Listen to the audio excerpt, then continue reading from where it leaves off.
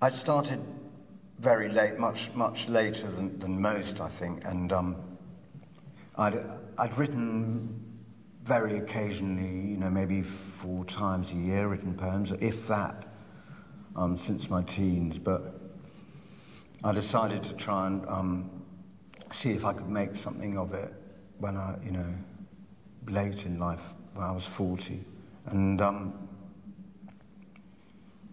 so. Yeah, and I started doing workshops with Michael Donaghy originally, and then John Stammers, and then Roddy Lumsden, and kind of through that, eventually started being published in magazines and eventually published by Salt. I was writing, well, it's very hard to look at one's own work, but I feel as though I was writing the way I write now when I started, and I wasn't that well read. I sometimes think that the people who you read when you're still quite unformed, like in your teens and stuff, are the people who really get inside you in some way.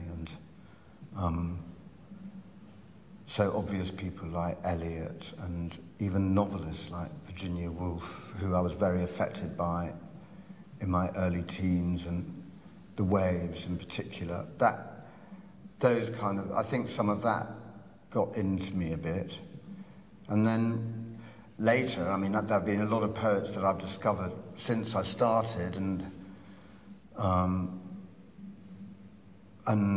a lot that I like a lot, but normally I feel drawn, or often I feel like I'm drawn to people who don't do what I do, who have some trick that I, who can pull things off that I'm unable to do, and,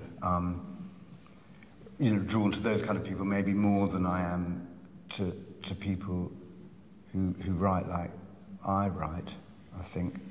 I work as an advertising copywriter, have done for a long time, and but I'm also I worry about advertising, the effect advertising has, and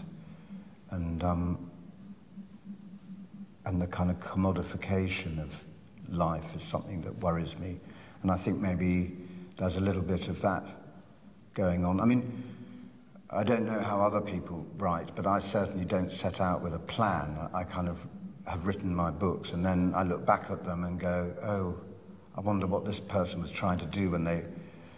And those are the kind of things that I think, when I looked back at it, I realised that to some extent it had been about my worries about that, and also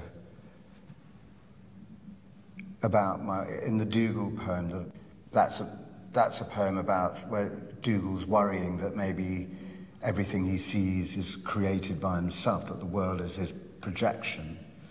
And the Marcy poem as well is talking about that a bit, because Marcy's a kind of muse character, so she is completely just projection. There's not even a real person in there. Same with Dougal, actually. There's no real person inside him. He's just a hollow puppet. So I think that was one of the things that in retrospect, when I look back at it and go, sort of like put my book on the couch and analyse it, it seems to me that's the kind of thing that I was maybe looking at.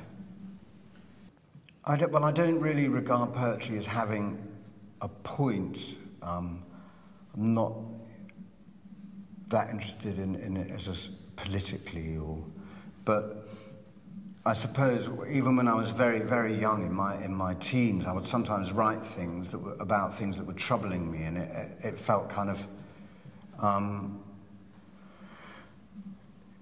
if I put it on paper, then somehow it was more acceptable to me, and then if other people were able to understand what I was talking about, and it was acceptable to them, then that was kind of very powerfully reassuring. And sometimes when I'm writing, I never have an idea about what I want to communicate when I start a poem, but I always look back at them and go, okay, if this was a dream, how would you interpret it? Because I think of my poems they're like my dreams, and often I think, my God, actually, what that dream was trying to tell you was very obvious. That I had no idea when I was doing it, but so I think it has a kind of therapeutic purpose. I mean, I remember as a young man seeing the poems on the Underground and being very struck by that. That seemed like a fantastic idea. I